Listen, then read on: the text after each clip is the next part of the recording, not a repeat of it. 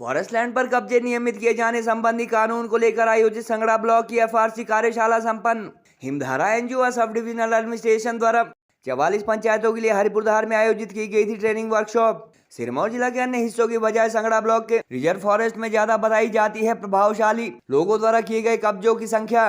मई 2022 को अकेले 57 पंचायत के 25 कब्जा धारकों ने पेश किए थे एसडीएम की अध्यक्षता वाली एफआरसी के समक्ष इंक्रोचमेंट रेगुलराइज करने के दावे। हाईकोर्ट के आदेशों के बाद जनवरी 2022 में फॉरेस्ट डिपार्टमेंट ने हरिपुरधार व दिवड़ी खड़ा पंचायत में परमानेंट स्ट्रक्चर गिराकर खाली करवाए थे आधा दर्जन लोगों के कब्जे।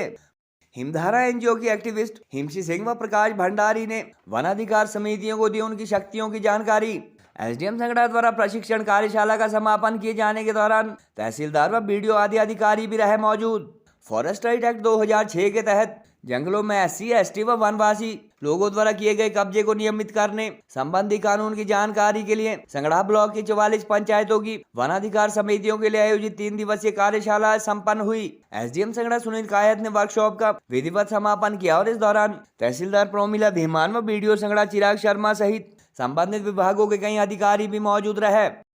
कार्यशाला में बतौर रिसोर्स पर्सन पहुंचे हिमधारा एनजीओ के एक्टिविस्ट हिमशी सिंह व प्रकाश भंडारी ने मौजूद एफआरसी के पदाधिकारियों को उनकी शक्तियों व लैंडलेस लोगों के कब्जे नियमित किए जाने संबंधी दावे पेश करने संबंधी कानूनी पहलुओं पर आसान भाषा में जानकारी दी। जानकारी के अनुसार फॉरेस्ट डिपार्टमेंट में सेवाएं दे चुके एसडीएम संगड़ा द्वारा भी कल व आज मौजूद लोगों को फॉरेस्ट राइट एक्ट पर जानकारी दी गई और हिमाचल में पात्र व्यक्तियों को इस कानून का फायदा न मिलने के कारण भी उन्होंने गिराए। जानकारी के अनुसार उपमंडल तो विकास खंड संगड़ा में फॉरेस्ट तो रिजर्व फॉरेस्ट लैंड पर जिला के अन्य हिस्सों के बजाय ज्यादा अवैध कब्जे हुए हैं और इंक्रोचमेंट करने वालों में जहां भूमिहीन एससी एसटी परिवारों की संख्या नाम मात्र की है वहीं ज्यादातर कब्जे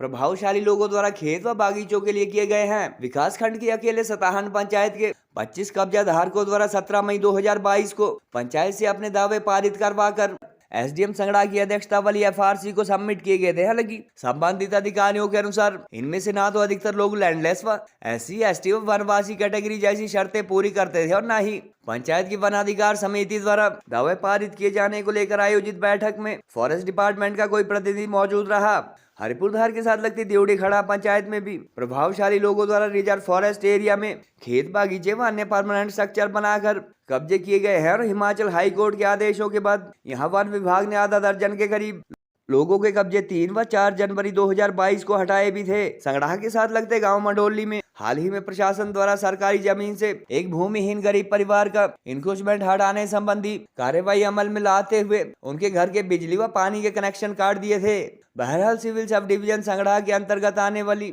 नौराधार व संगड़ा तहसील तथा हरिपुरधार उप तहसील के लिए फॉरेस्ट राइट एक्ट संबंधी 3 दिवसीय वर्कशॉप संपन्न हो चुकी है और वन भूमि पर कब्जे नियमित करवाने के लिए काम कर रहे सिरमौर वन अधिकार मंच नामक एनजीओ के एक्टिविस्ट भी इस वर्कशॉप में मौजूद रहे।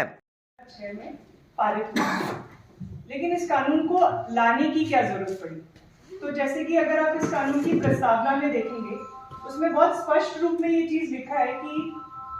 जो भी जंगल से जुड़े हुए लोग होते हैं, जो ज्यादातर या तो शेड्यूल्ड ट्राइब जो अनुसूचित जनजाति समुदाय के लोग होते हैं, या जो इसमें एक दूसरा एक शब्द है अन्य परंपरागत वन निवासी या वनवासी जिनको कहते हैं, जिसमें शेड्यूल्ड ट्राइब के अलावा जितने लोग होते हैं। जैसे अगर हिमाचल प्रदेश में देखा जाए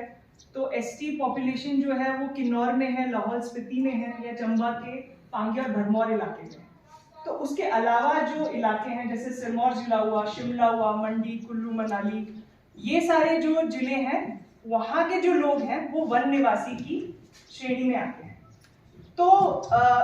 मतलब ये कानून ये कहता है कि इसकी जो प्रस्तावना है वो ये कहती है कि जंगलों से जो वनवासी हैं उनको कभी अलग नहीं किया जा सकता।